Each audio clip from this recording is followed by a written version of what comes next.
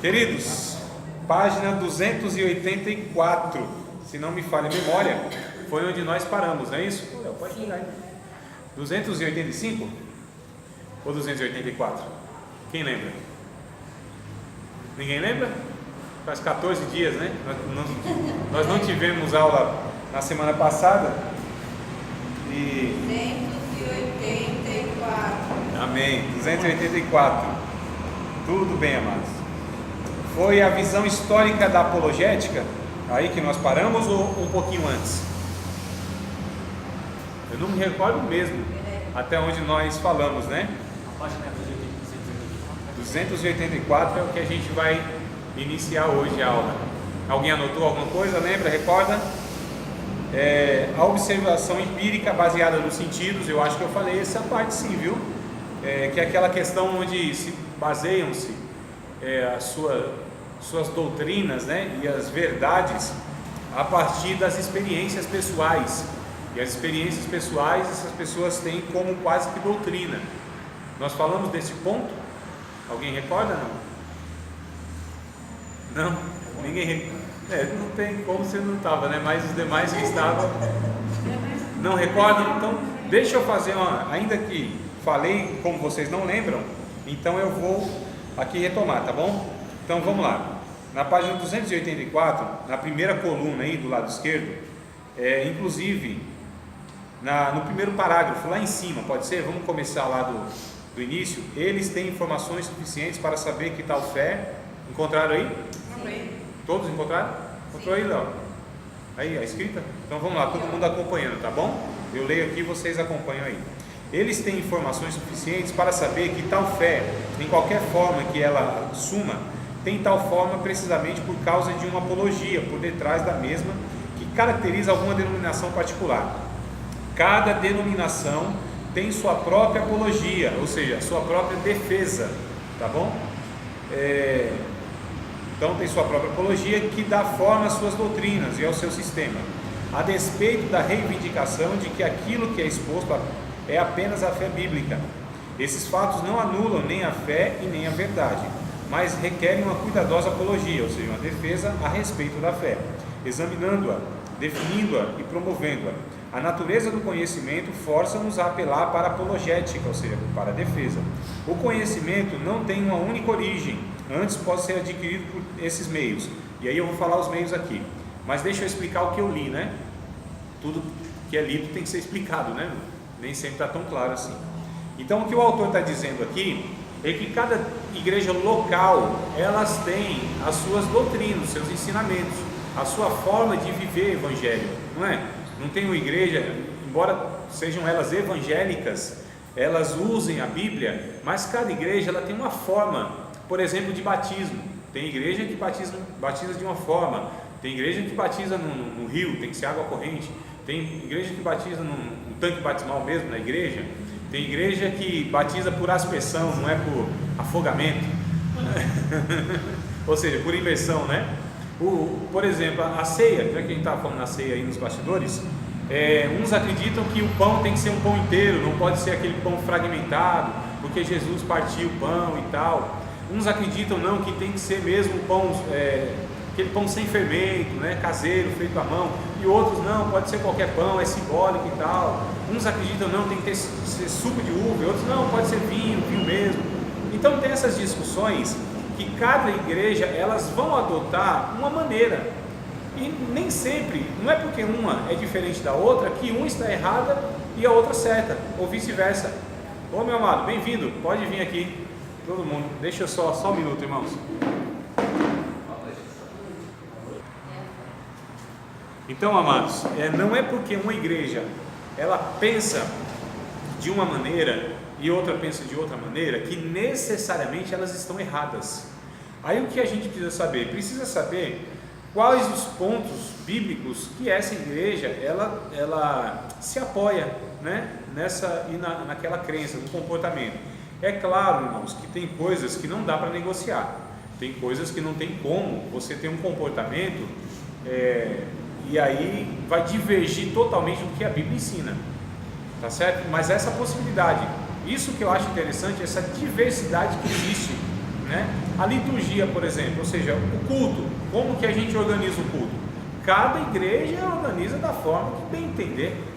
Não há uma regra específica. O culto tem que começar com 3 louvores, tem que começar com oração, aí tem igreja que não se organiza em grupos. Então, o que é isso? São formas de se organizarem, né, como comunidade na adoração litúrgica. Como faz essa liturgia? Também a Bíblia dá liberdade para que cada igreja local ela se organize. O que a gente precisa se preocupar é o conteúdo dessas coisas, não a forma ou as formas que se apresentam, mas o conteúdo, o que é ensinado através dessa forma, né? O que lá é passado através disso, esse símbolo, esse rito, qual é o significado dessas coisas? Aí sim a gente se preocupa, mas a forma, irmãos, isso aí é a multiforma que se tem, que é essa diversidade linda que nós temos. Já pensou se fosse todo mundo igualzinho, coisa chata, soldadinho de chumbo assim? Não seria um negócio assim bem monótono, né? Coisa assim feia? A beleza é essa diversidade que a gente tem. Então, trazendo uma breve explicação do que eu li, a gente vai perceber que tem muitos meios, né, de se fundamentar essas crenças, isso que se pensa. E aí a primeira é o seguinte: a observação empírica baseada nos sentidos. Então tem muitas igrejas que elas têm comportamento, muitos crentes têm comportamento porque, na verdade, eles tiveram uma experiência. Vou dar um exemplo. De repente, alguém falou para o outro assim: toma esse copo de água aqui, você que está enfermo, você toma esse copo de água aqui, você vai ser curado. A pessoa vai lá, toma, e não é que deu certo que ela foi curada? Através da experiência, aquilo vira-se uma doutrina. Ou seja, todo mundo que está doente vai tomar um copo de água para ser sarado, para ser curado. Aí que é o perigo, irmãos. Quando a gente quer fundamentar doutrina, agora uma coisa que um copo d'água faz é matar a sede, viu? Isso é fantástico, isso aí funciona com todo mundo, e é doutrina bíblica, quem tem sede beba, né? Diz a Bíblia. Então assim, o problema é esse, é você pegar uma experiência pessoal e querer basear isso, criar uma doutrina em cima disso. Aí que é o perigo, irmãos. Aí a gente chama isso de empirismo, ou seja, algo baseado apenas na experiência e não tem base nas escrituras nenhuma. E aí eu só dei um exemplo, mas você sabe que tem um monte aí, né? Então você pegou lá o que tem mais aí na praça, irmão? Que a gente sabe assim que o povo faz e fala: não, isso tem que ser desse jeito, se não for desse jeito, porque virou uma doutrina. O que assim, mais ou menos? Rapaz, tem tanta coisa, vocês não lembram? Não vale nota se errar, falar alguma coisa, não tem problema. Tem o lencinho, tem a rosa. Rosa, lenço, um bocado de prática, não tem? Tem que fazer assim, se não for assim, né? Então, assim, qual é o perigo? O perigo é que você baseia um ensinamento por uma experiência. Então isso é errado, irmãos. Isso é errado. E eu nem estou dizendo que de repente esse ato não foi o Espírito Santo, eu nem estou dizendo isso. Eu estou dizendo que a gente não pode basear doutrina, ensinamento em cima de experiências pessoais. Eu não posso interpretar um texto bíblico, por exemplo, a partir da minha experiência pessoal. Porque a Bíblia diz o que em 1 Pedro? 2 Pedro, melhor dizendo. 2 Pedro, capítulo 1, verso 20 e 21. Esse tempo aqui eu pego a água aqui para procurar a Bíblia e achar o versículo. 2 Pedro, capítulo de número 1, verso 20 e 21. É Guilherme, né? Guilherme? Guilherme, Rafael, o Léo, pode ficar à vontade para participar, perguntar, tá bom? Aqui a gente gosta da aula assim, onde todo mundo participa, interrompe a qualquer momento, tá bom? Então vocês estão chegando agora, fiquem à vontade, irmãos. Não é isso? 2 Pedro capítulo 1, verso 20 e 21, que a profecia não foi produzida por vontade de homem algum. É isso mesmo, irmãos? Me ajudem aí. Por vontade de homem, mas os homens santos de Deus. Leia assim para compartilhar, irmã Cláudia, por favor, pra gente. O 20 e o 21, acho que é o 20 e o 21, se não me falha a memória. Sabendo primeiramente isto, que nenhuma profecia da Escritura e de particular interpretação. Porque os homens de Deus, não é isso? Porque a profecia nunca foi produzida por vontade de homem algum, mas os homens santos de Deus falaram inspirados pelo Espírito Santo.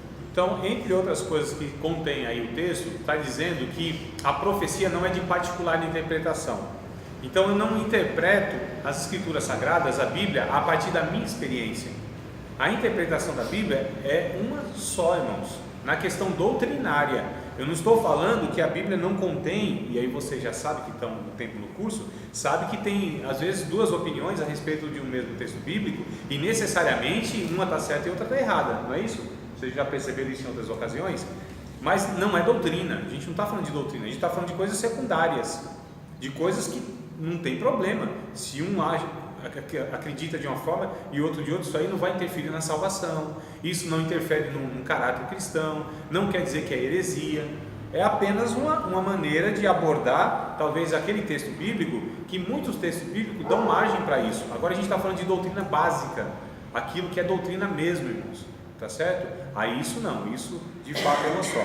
Então tem uma forma de criar doutrina através das experiências pessoais, e a gente já viu que é equivocado isso. A intuição, visto que o 2 aí, ponto 2, né? A intuição. Meus amados, eu não sei nem se eu falei a página para vocês aí. Acharam não, né? 284. 284. Eu falei. Falou, irmã? Obrigado. Eu ia chamar a senhora de senhora, quase que eu cometo esse erro de novo, né? Obrigado pela sua receptividade assim peculiar, né? A intuição, visto que o homem é um ser que tem ciência, acharam aí, amados? A leitura achando agora? A intuição, visto que o homem é um ser que tem ciência e que mesmo sem investigação sabe de certas coisas, tal como sucede com Deus. Então tem aquela coisa que a gente intui. Sabe o que é a intuição? Algo que você necessariamente não estudou, não teve uma informação direta, mas você intui. Existe essa possibilidade também, que nem sempre isso é errado. Eu acredito que seja assim. Muitas vezes nós aprendemos, às vezes a gente intui, mas de alguma maneira isso nos foi ensinado e a gente não percebeu. Há essas possibilidades também, né? Porque nós somos ensinados subjetivamente, muitas vezes não diretamente. Então acontece, a gente nem percebe muitas vezes que a gente é ensinado por sugestões, por exemplos, ou por coisas que ouvimos, e talvez na hora não percebemos, mas fomos compreendendo. A gente é complexo demais, né? A mente humana, né? Então ela capta, ela percebe coisas que nem sempre lhes foram incutidas de uma forma assim pedagógica, acadêmica mesmo, ou racionalmente, né? A gente chama. Foi intuição mesmo. Nem sempre isso é errado, porém sempre a intuição precisa passar pelo crivo da palavra de Deus, sempre, sempre. A gente nunca vai fugir desse crivo, dessa régua, né?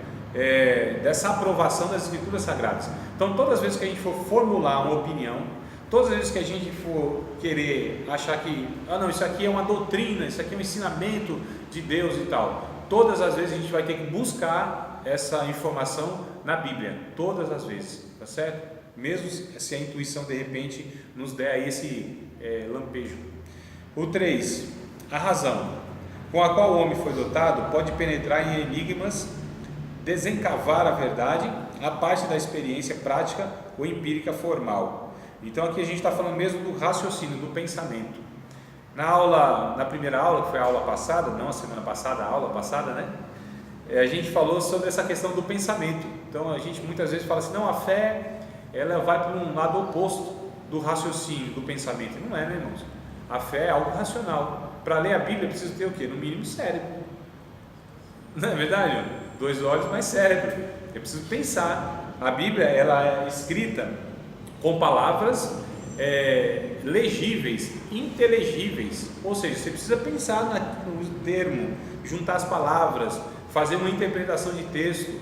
Isso requer o quê? Requer pensamento, não é? Raciocínio, intelecto. Então é pela razão de fato que nós compreendemos. Nós usamos a lógica para compreender os textos bíblicos. Agora, a lógica que nós usamos para compreender o texto bíblico não é uma lógica meramente humana. É aqui que tem um ponto que eu acho que a gente precisa definir muito bem. A gente usa a lógica, mas são com categorias divinas, porque Deus também é um ser inteligente, né? Não é só porque Deus é um ser inteligente que nós também somos inteligentes, que a gente não deve separar então essa inteligência quando é meramente humana, ou seja, que é adquirida por acúmulo de informações, com sabedoria divina, porque sabedoria é uma coisa, necessariamente quem tem intelecto, ou seja, quem tem inteligência, não é sábio. Tem muitas pessoas sábias que não são intelectuais. Dá para, tranquilo, distinguir isso aqui, né, irmão? Então tem muita gente que é assim, o que é sabedoria? Eu estou perguntando para vocês assim que estão um pouco mais de tempo, porque nós estudamos uma matéria chamada livros poéticos, e aí nós falamos sobre provérbios, lembram? Tem pelo menos 3 aqui que estavam presentes. Eu não sei, faz muito tempo, né, irmão? Não vou exigir isso de vocês. Mas o que seria sabedoria? O livro de provérbios é um livro de sabedoria. Por quê? Sabedoria está ligada à experiência. Ah, com certeza, com certeza, sem dúvida. Já é um ponto aí. Conselhos sábios. Mas o que seria esse conselho, assim? De que forma? Acho que estudo, né? Sabedoria também não estudar, né? Nem sempre. Não, nem sempre. É isso que eu disse. A inteligência nem sempre quer dizer que está ligada à sabedoria. A sabedoria seria, em grosso modo, né? Resumindo, a sabedoria seria a forma adequada para viver, achar soluções adequadas para a vida, para os problemas diários. O que é o livro de Provérbios? Não são várias recomendações para que você não caia em erro, para que você não sofra prejuízo na vida, para que você tenha comportamentos adequados. São soluções, né, para momentos diversos da vida. Isso é sabedoria, uma palavra de sabedoria, quando você traz uma elucidação, um esclarecimento a respeito de um problema. Então você traz ali uma palavra de sabedoria e resolve aquela questão. Você tem uma instrução para lidar com cada momento, cada situação da vida de uma maneira adequada, sábia. Então isso é sabedoria. Então tem muita gente que não tem instrução, não tem escolaridade, mas tem sabedoria para a vida, sabe lidar com as questões da vida por causa da experiência, não é? Agora sim, os antigos. Exato.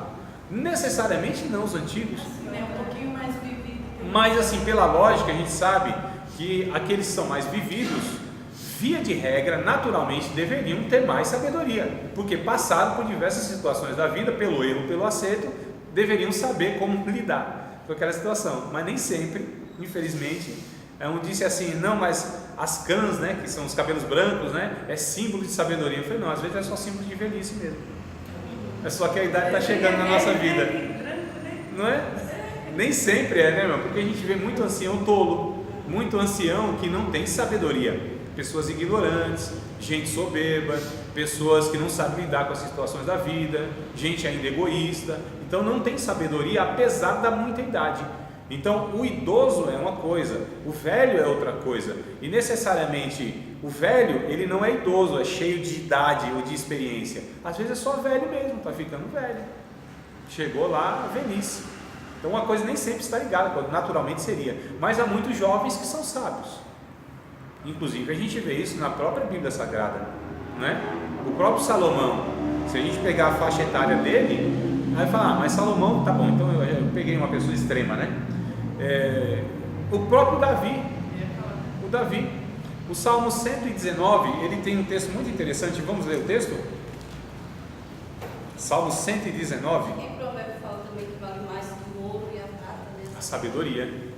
Amo os que me amam, os que de madrugada me buscam, me encontrarão. Não está falando de vigília, né? Fala sobre sabedoria, conhecimento e entendimento, né? Sim, sim, também.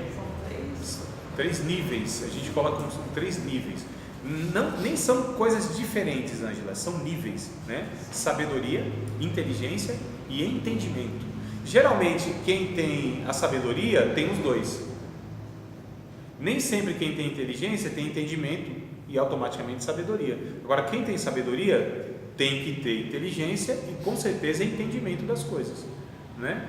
Então tem gente que ela é sábia, ela sabe ela sabe como lidar com a situação, mas nem sempre na clareza do entendimento, e nem sempre tem inteligência. Então é possível uma pessoa ser sábia, né? não ser entendida do negócio, mas saber fazer o negócio, mas não sabe explicar o porquê. Entendeu? São 3 níveis, não são coisas totalmente desconexas, diferentes, mas são 3 níveis. Interessante a Bíblia trazendo, né, irmão, todas essas características. O Salmo 119, o versículo de número 99 e 100, o Davi, nessa ocasião, ele era novo, ele era jovem, quando ele escreve o Salmo 119, pelo menos pelas palavras dele aqui, dá para a gente deduzir que ele era um jovem, né? Ele diz assim no Salmo 119, verso 99 e 100: tenho mais entendimento do que todos os meus mestres, porque medito nos teus testemunhos. Sou mais prudente do que os velhos, porque guardo os teus preceitos. Então a gente entende, se ele está se comparando assim, né, com mais entendimento do que os velhos, ou mais prudência do que os velhos, então ele era novo, nessa ocasião aqui. Olha só, mas qual é o motivo dele ter mais entendimento e ser mais prudente? Isso foi uma pergunta que eu fiz agora. Qual o motivo? Como que é? Ele tinha mais entendimento. E mais prudência do que os mestres e do que os velhos. Ele falava que ele era os preceitos. Como? Porque ele é sábio. Sim, mas tem um motivo. Por que ele era mais inteligente, mais entendido, tinha mais entendimento, mais clareza, e porque ele era mais prudente? Tem um motivo. Está escrito no texto, irmão. Ele disse que observava os preceitos de Deus. Está escrito no texto. Olha aqui, vamos ler de novo. Tenho mais entendimento do que os meus versos. Por quê? Porque medito nos teus testemunhos. Sou mais prudente do que os velhos. Por quê? Porque guardo os teus preceitos.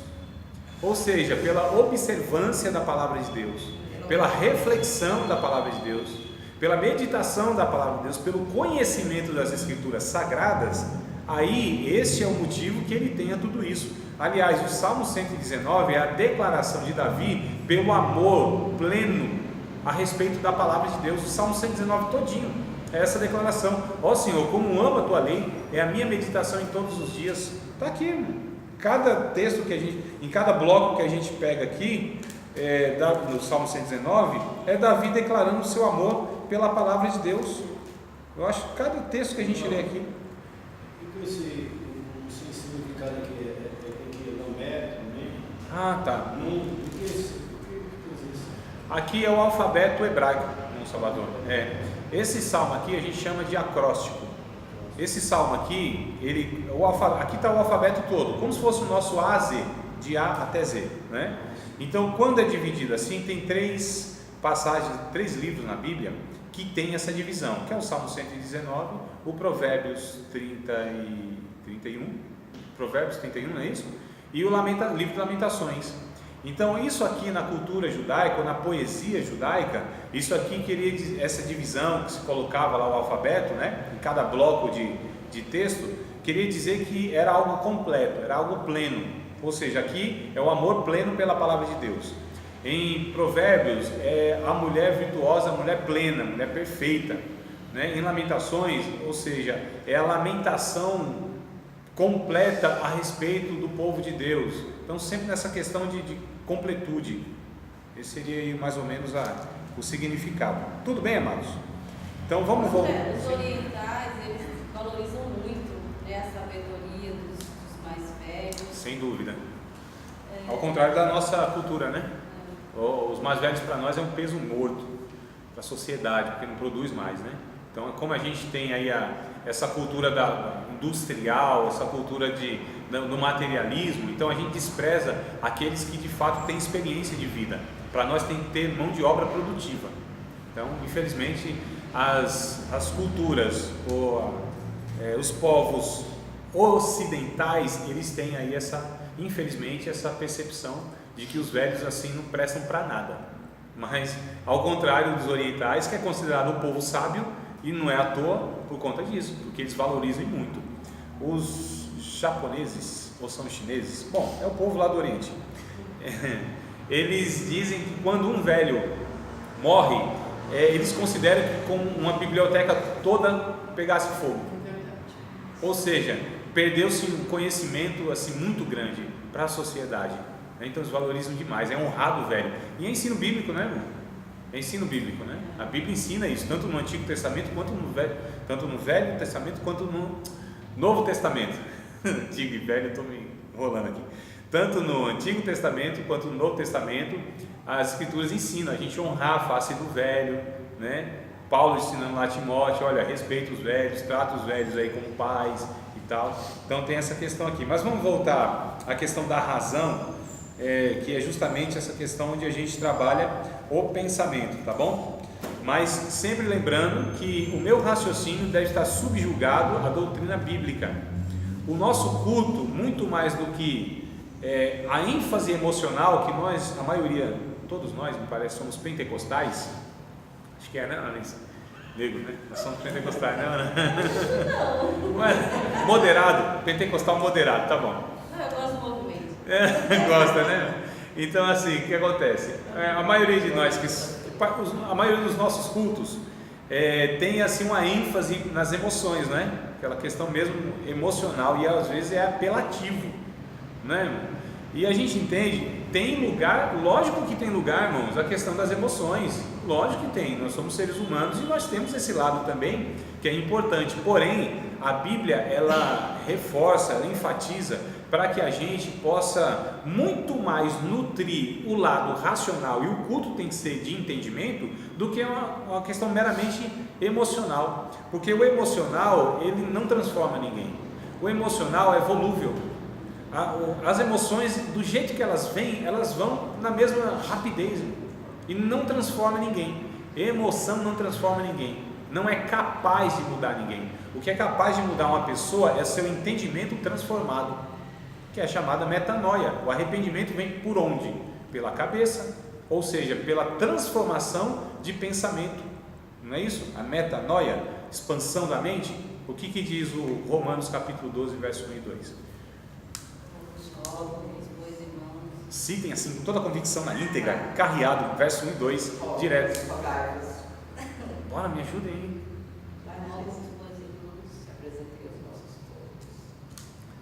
Não lembram assim na íntegra, não? Então vamos ler, para a gente ver se grava. A metanoia está mais na noia do que na meta, né? Vamos lá, irmão. Romanos capítulo 12, verso 1 e 2. Bora pegar o texto bíblico. Tanto que a gente lê, a gente uma hora grava, não é possível. Rogo-vos, pois, irmãos, pela compaixão de Deus, que apresentei os vossos corpos vivos, santo e agradável a Deus, que é o vosso culto racional. Não vos conformeis com este mundo, mas transformai-vos pela renovação do vosso entendimento, para que experimenteis qual seja a boa, agradável e perfeita vontade do Senhor. Dois termos aqui, ó: racional e transformação de entendimento. Isso onde se dá isso? Se dá no culto a Deus. Isso se dá numa prestação de culto a Deus. Porque se nós cultuamos a Deus e esse culto não transforma o nosso ser, não foi um encontro, irmãos. Não foi um encontro com Deus. Todo encontro com Deus necessariamente tem que causar em nós uma transformação, para que possamos a cada vez mais sermos edificados, até que cheguemos à medida e à estatura de varão perfeito, ou seja, a semelhança de Cristo. Todo encontro com Deus, todo contato com Deus, todo culto a Deus, toda mensagem de Deus precisa transformar o nosso ser. Isso é necessário, irmãos, para que seja um culto bíblico e produtivo e proveitoso, e que gere frutos em nós, tá certo? Se não, é mera emoção. A gente chora, a gente se arrepia, e eu disse que não tem problema, essas questões pode estar tudo, não está errado de todo, tá certo? Mas só isso acontece, isso é insuficiente, isso é superficial, e isso não transforma ninguém. Isso é fato, isso é bíblico, né? Então a gente trabalha sempre nessa questão. Pode se quebrantar e deve se quebrantar, chorar à vontade, sentir a presença de Deus, tá certo? Não tem problema, louvado seja Deus. Que coisa boa que Deus nos proporciona isso, né? Ele nos visita com a sua presença de uma maneira que todo o nosso ser estremece, o espírito, a alma, o corpo, a graça de Deus nos envolve. Mas se essa graça de Deus vem nos envolvendo e não é suficiente para transformar a nossa vida, é porque de repente está faltando esse elemento transformador que é no entendimento. E a maior batalha que nós enfrentamos é justamente aqui, irmãos. Quando a gente peca, a gente perdeu a batalha onde? Aqui. Quando a gente vence a tentação, a gente ganhou a batalha onde? Aqui. Porque é aqui que rege tudo, não é? Onde está a proteção da salvação? Na armadura que Paulo diz, o capacete da salvação. Por quê? Tem que estar protegido aqui, porque a salvação ela se dá aqui, ela gira aqui, irmãos, ó. É no entendimento. Hã? Os motoboys criticam. Não entendi a nossa. Motoboys critica. Ah, sim, desculpa, eu não entendi a piada, eu estou meio devagar hoje. É o bebê, deixa que a gente entende. Tá entendendo? Vocês percebem, amados, como é importante essa questão do pensamento, e a igreja evangélica no Brasil despreza isso, infelizmente. As pessoas desprezam isso, né? Então também a gente não está falando que todo mundo tem que ser aquele acadêmico, intelectual, teólogo, não é nada disso. A gente está falando que minimamente tem que se usar a massa cinzenta. O tique e o teco precisa estar ali pelo menos trabalhando, né? Os neurônios. A gente precisa... É igual aqueles cultos, né, irmão? Que o poder de Deus vem, cai, aquela coisa toda, e o culto foi uma bênção, e Deus curou, batizou, e aquela coisa toda. Louvado seja Deus que isso aconteceu, né? Foi uma bênção. Aí a gente pergunta, mas a mensagem sei? Não, mas o pregador você precisa ver, usado por Deus, e foi uma bênção, tá? Mas Deus falou alguma coisa assim na mensagem? Não lembro, não foi tanto poder que eu não lembro, sinceramente. Fogo caiu. Falei, não, mas não teve nenhuma direção de Deus, assim, Deus não orientou você a nada, não falou nada a respeito da sua vida fora daquele ambiente, lá na sua casa, se você precisava lá ajeitar alguma coisa, lá onde você trabalha, lá com um irmão talvez, lá que você tem uma pendenga, alguma coisa, Deus assim não orientou nada, não falou nada, a voz de Deus não foi clara, não foi nítida, não teve uma profecia que foi direto ao seu coração, rasgou ele, mostrou o seu pecado, nada assim, Deus não bradou com a voz. Percebe, amados, como a gente às vezes fala, poxa, foi bênção, mas que bênção é essa que não transforma o nosso ser? Que bênção é essa que a gente não sai mais convertido?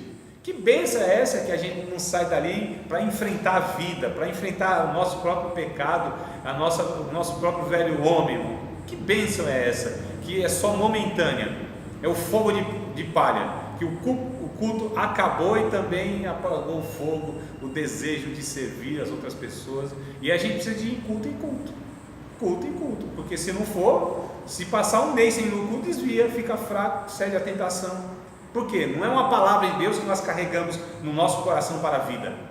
A gente precisa todo dia ouvir ou sentir, ou sei lá, alguma coisa precisa acontecer ali, porque a gente não tem segurança de uma palavra que calou, a gente agasalhou essa palavra no coração, e por aquela palavra, irmão, eu carrego o resto da vida. É por isso que pregação é uma coisa, ensino é outra coisa totalmente diferente. O ensino é para a vida toda, ninguém tira do seu coração. Palavra, você pode ouvir aqui, virou a esquina, o Satanás tira a semente e acabou. E o que as pessoas estão ouvindo hoje? Pregação até umas horas, é ou não é? Aos montes, irmão, não é não? E eu não estou bravo não, pelo contrário, eu estou alegre hoje. Não? Professor, se a gente tivesse, você falou sobre vamos colocar as igrejas que tem lá copo d'água, arroz, o sal, a vassoura. Tem a casa toda, né? Tudo bem. A dispensa toda. Mas vamos colocar assim, e campanhas. Da mesma forma. Porque como você falou aqui no segundo tópico da intuição, que de repente usa uma palavra e de repente, mas ó, quantas campanhas nós vemos ou fazemos, eu e a minha casa serviremos ao Senhor, e quando a gente entra na hermenêutica, né, a gente vê que não tem nada a ver. Não tem nada a ver, né? Aí é como você está falando, já que não tem nada a ver, não tem como eu extrair uma unção do Espírito Santo para que haja mudança numa casa, numa família, no coração. Eu já iniciei uma campanha, já faz quase 3 anos. Aqui é toda quinta-feira que acontece. Essa é a campanha que eu estou propondo para vocês já faz um tempo. Toda quinta-feira, se reunir para estudar a Bíblia. Essa é a campanha que eu proponho para vocês. Transformação de vida, cura, libertação. Essa campanha eu acho que é boa. Mas, aí vamos colocar as igrejas, muitas igrejas aderem à campanha, porque o povo enche, né? Sim. O povo gosta, o povo evangélico gosta de uma campanha. Claro que gosta. Sabe por quê? Porque nós gostamos de solução imediata. Porque nós gostamos daquilo que não requer muito trabalho. Irmãos, entre você tratar caráter e entre você ir 7 dias em um lugar, qual que é mais fácil? 7 dias é mais rápido, né? É mais fácil. Mais fácil. Mais rápido, mais fácil. Não é não? Você fazer a fila assim, da libertação para impor as mãos e expulsar a coisa ruim. É mais fácil você chamar o casalzinho e falar assim, ó, vocês dois precisam aí entrar no acordo, melhorar a vida de vocês, porque o negócio está meio bagunçado. Isso exige acompanhamento, humilhação, olhar para a cara do outro, reconhecimento de pecado. Então, vocês percebem que nós preferimos o que, irmãos? Aquilo que não nos custa nada. A gente transfere tudo a responsabilidade para Deus, né? Reflexão da palavra? Não. Deixa eu fazer o seguinte. O Senhor fala comigo, Pai, eu estou precisando de uma palavra do Senhor. Agora, está até a mensagem aqui, ó. A gente não tem essa prática às vezes, irmão? Não é assim que a Bíblia lida, que Deus lida com a gente, nem que a gente lida com a Bíblia. E a gente muito menos lida com a vida cristã dessa forma também tão superficial. Nós vamos aqui trabalhar, estamos tentando trabalhar nessa matéria com essa questão mesmo do pensamento, irmãos. Só que lógico, sempre recorrendo à Bíblia Sagrada, mas sempre no pensamento, no entendimento. Isso é uma tarefa que não para nunca. Isso exige demais, porque é um repensar do pensamento. É você ter que muitas vezes desconstruir aquilo que para você estava tranquilo, aquilo já estava resolvido.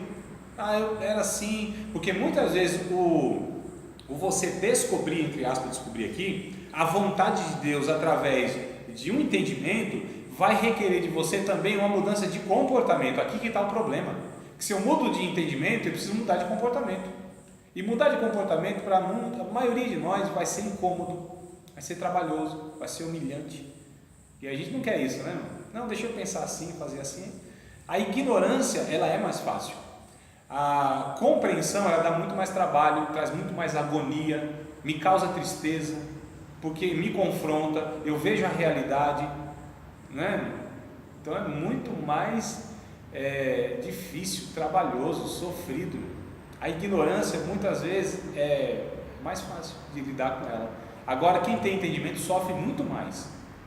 Quem compreende sofre muito mais. É ou não é? É fato isso. A revelação, vamos lá no ponto 4. A revelação, que é conhecimento outorgado como dom de Deus. A revelação é uma subcategoria do misticismo. Deus dá conhecimento por meio de homens santos, através de visões, profecias, sonhos, etc. Experiência mística, reduzidas à forma escrita, tornando-se um livro sagrado. Tudo isso se sucede, mas o conhecimento é mais amplo do que isso, derivando-se de mais de uma direção. Ademais, a razão e a intuição nunca cessam de examinar o conhecimento, que nos chega através da revelação, porquanto há revelações incompletas, havendo até mesmo revelações que não são válidas, e outras palavras na busca pela verdade. Precisamos de muitas fontes, de muitos meios. O fato de que o conhecimento chega até nós através de grande diversidade de meios demonstra a nossa necessidade de uma apologia mediante a qual possamos testar, avaliar e defender a verdade.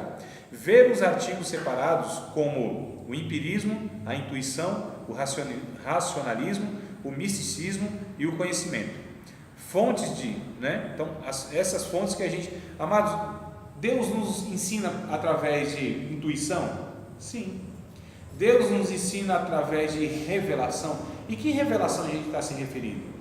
A revelação, que a palavra na verdade não seria nem revelação, seria iluminação, que vem a partir da revelação. O que é iluminação? É a compreensão daquilo que já foi revelado, porque nada mais Deus revelará, tá certo? Nada mais impossível Deus revelar qualquer coisa que já não esteja na Bíblia Sagrada. Nada, irmãos, nada. Aí usam aquele texto de 1 Coríntios capítulo 2, verso 9, lembra? Aquilo que o ouvido não ouviu, o olho não viu, não subiu ao coração do homem, são as coisas que Deus tem preparado para os que o amam. As pessoas não usam esse textozinho para falar, olha aí, tem coisa que Deus ainda não revelou, tem coisa ainda que não está escrito. Assim se lê o verso 10, ou aliás, não é compreendido assim se lê o verso 10. O que diz o verso 10? Que é o seu santo já foi revelado. Está escrito lá, 1 Coríntios capítulo 2, verso 9 e 10. Agora quando se lê só o 9, aí tem essa compreensão errada, não é? Que tem coisas que não foram ainda reveladas. Olha lá, Deus já nos revelou pelo seu Espírito. O verso 10 está escrito. Então já foi revelado. Está tudo revelado aqui, ó, nas Escrituras Sagradas. Agora a iluminação disso é outra coisa. Revelado é aquilo que está mostrado. Está mostrado, não está escrito. Tá? Agora, iluminado está? Aí não. Muita coisa para nós ainda não está iluminado. Por que não está? Tem uma série de motivos. Porque a gente ainda não tem iluminação. Tem um texto falando em Pedro, que nós falamos em Pedro já hoje. Quero falar dele de novo. Coisa boa a gente falar dos apóstolos, né? Falar do povo da Bíblia. Não é não? Coisa ruim é falar da vida dos outros. Mas falar da vida dos homens de Deus eu acho tão bom. Deixa eu ver se eu acho o texto bíblico aqui. Mas é Pedro. Pedro. É o capítulo, é o 2 Pedro. Nós temos o 20 e o 21 do capítulo 1, né? Eu quero ler o 19. É um anterior. 2 Pedro, capítulo 1, verso 19. E eu até vou recorrer a alguma versão que está diferente da minha, tá? Mas na minha diz assim, ó, verso 19 do capítulo 1, de segunda carta de Pedro. E temos muito firme a palavra dos profetas, a qual, ou seja, a palavra dos profetas, bem fazeis em estar atentos, como a uma luz que alumia em lugar escuro, até que o dia esclareça e a estrela da alva apareça em vosso coração. Tem alguma versão diferente? Diferente. Assim temos mais confiança, ainda na mensagem anunciada pelos profetas. Vocês fazem bem em prestar atenção nessa mensagem, pois ela é como uma luz que brilha em lugar escuro até que o dia amanheça e a luz da estrela da manhã brilhe no coração de vocês. Aí o que é a estrela da manhã? É o sol, irmãos. O sol é a estrela da manhã. O que Pedro estava se referindo? Aquela aurora que chama? É aurora? O nascer do dia, não é? Você percebe que está escuro, aí daqui a pouco assim vai clareando, a escuridão vai indo assim, e daqui a pouco o sol brilha. É isso que ele está se referindo. A palavra, ela vai assim, vai iluminando a escuridão, vai dissipando a escuridão, até que a gente veja o solzão assim, ó, a clareza da vontade de Deus na nossa vida. E isso a gente percebe então que é o que? Não é do dia, não é da hora, de um momento assim instantâneo, ou seja, está escuro e o sol, puf, com o interruptor que liga. Não, é algo que vai assim gradualmente, quase que não percebido, não é? Quem já não acordou, passou a noite em claro, aí você ficou olhando assim, quando você se deu por si, estava claro. Mais ou menos é isso que acontece com o entendimento. Às vezes vem assim de uma maneira que você nem percebeu, mas aquilo não foi de uma hora para outra, foi algo que foi sendo construído ou sendo esclarecido paulatinamente, gradualmente, passo a passo, degrau a degrau, uma informação que juntou com a outra, uma experiência que contribuiu e quebrantou meu coração, que me fez perceber aquilo que estava na minha cara e talvez eu não vi ou não queria ver. Vocês percebem como que é importante a gente trabalhar a questão do pensamento? Porque uma convicção que eu tenho, eu vou agir em cima daquela convicção.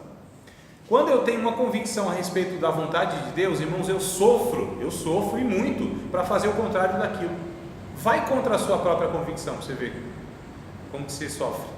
Você sabe que aquilo não deve ser feito, aí você vai querer fazer. Sofre, não sofre? Fica um martelinho assim na cabeça, ó. Não é a vontade de Deus, você sabe que não é. Aí fica assim, ó, você sabe que não é. É a cabeça falando para você. É a sua consciência, ou seja, a ciência que está acompanhando o seu entendimento, dizendo, você sabe que não é. Você vai fazer, mas você sabe que não vai fazer, né?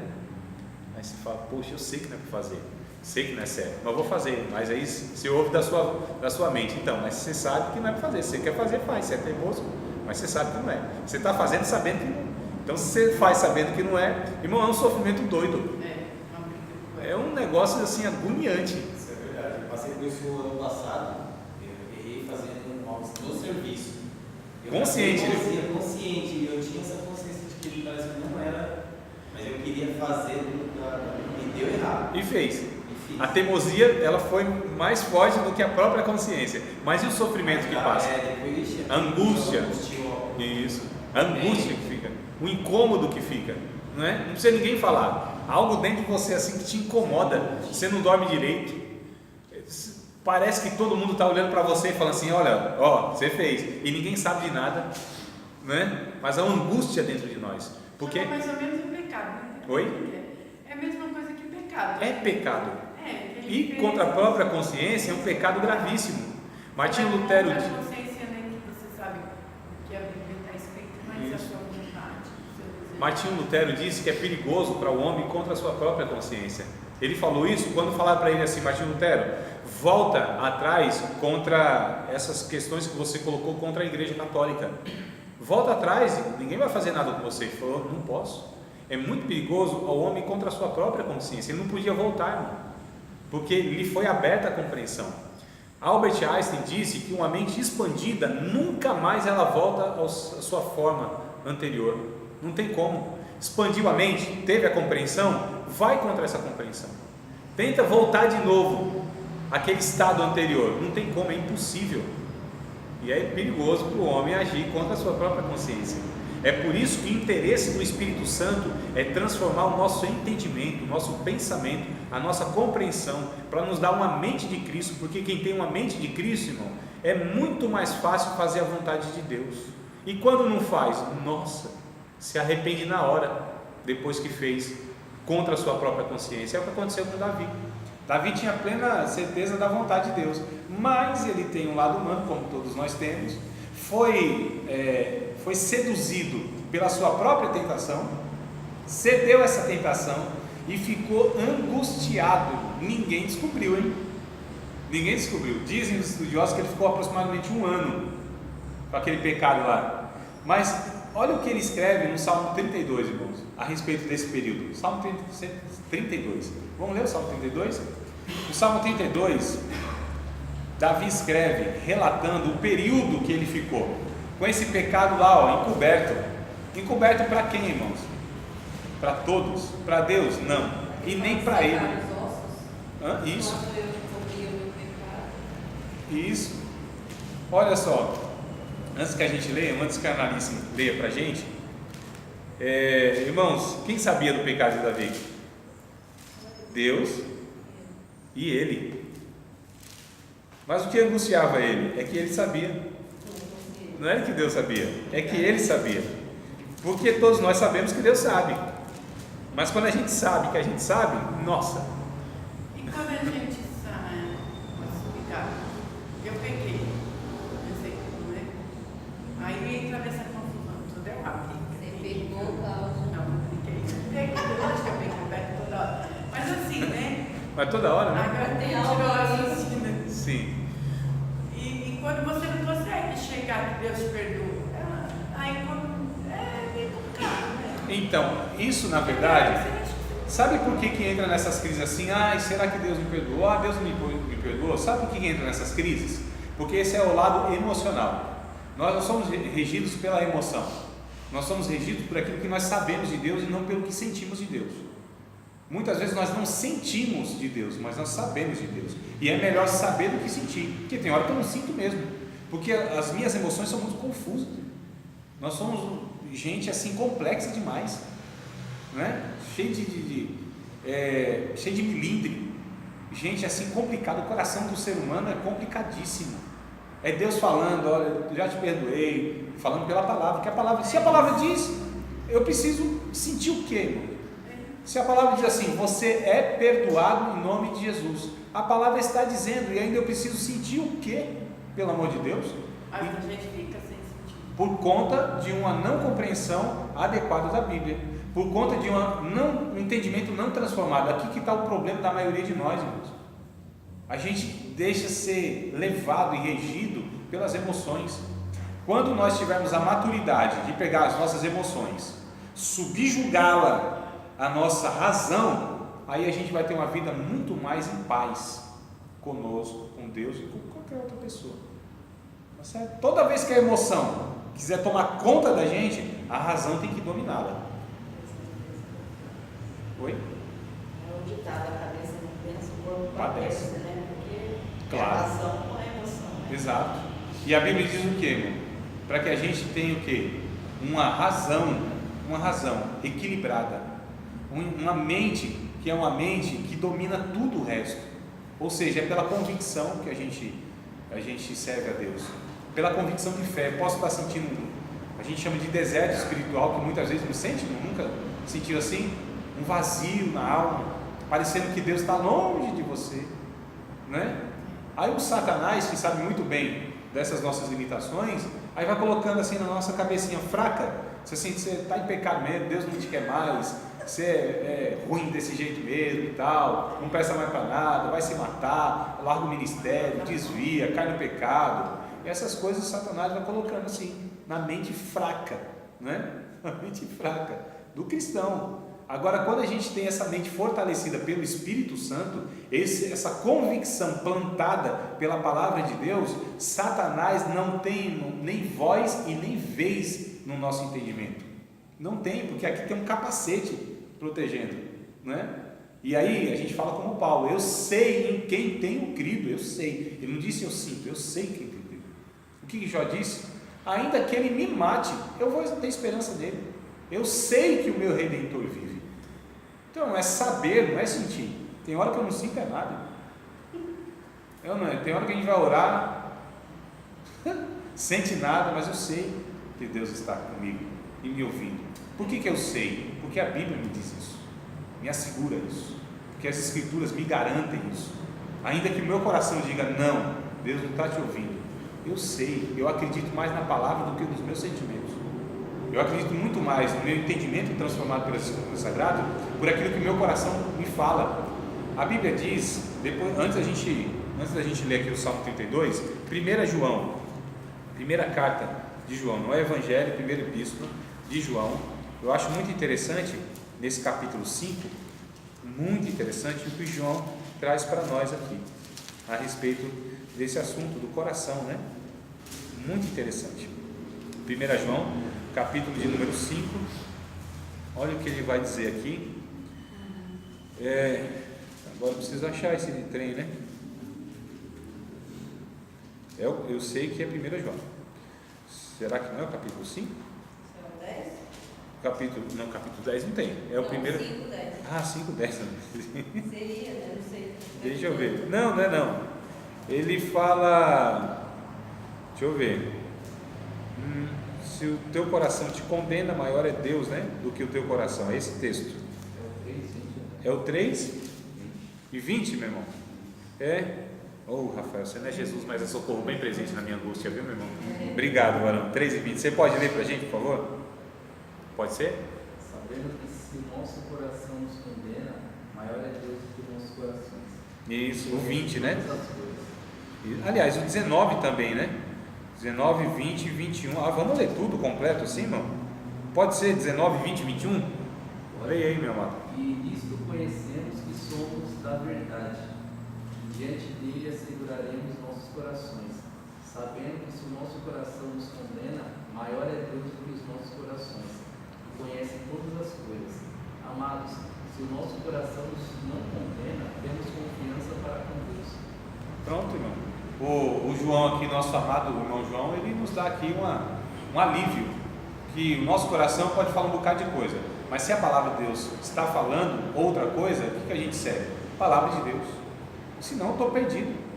Tem hora que é angústia, tem hora que as trevas querem encobrir a minha vida emocional, meu coração, meus sentimentos. E aí, se eu não tenho a palavra de Deus enraizada no meu entendimento, eu vou fazer o quê? Aquilo que o coração manda, aquilo aonde o coração inclina. E a Bíblia diz que o coração do homem é enganoso. Ele engana mesmo. Se não engana. Quantas vezes nós tomamos atitudes, nós falamos algumas coisas, tomado pelas emoções? Via de regra, quase 100%, quebramos a cara, magoamos alguém, tomamos um prejuízo enorme, e aí a gente teve que voltar atrás, pedir perdão, aguentar as consequências, reparar o dano, porque a flor da pele nós tomamos a decisão, né? Os casaizinhos, irmãos, os menininhos novos, o que eles olham? Aquilo que os seus olhos enxergam, e o coração assim palpita, a química do corpo, não é não? Ela, a minha amada, é ele, o meu príncipe montado no cavalo, e depois que casa, vai descobrir que casou com um cavalo e não foi com um príncipe, porque foi dirigido, emoção, é esse o emprego, porque viu um monte de coisa, o coração palpitou, porque ali está a oportunidade, mas nem sempre não ouviu a voz de Deus na sua consciência, e a gente, quando é regido pelas nossas emoções, é um negócio complicadíssimo. Depois a gente lê o Salmo 32, pode ser? Depois dos comerciais?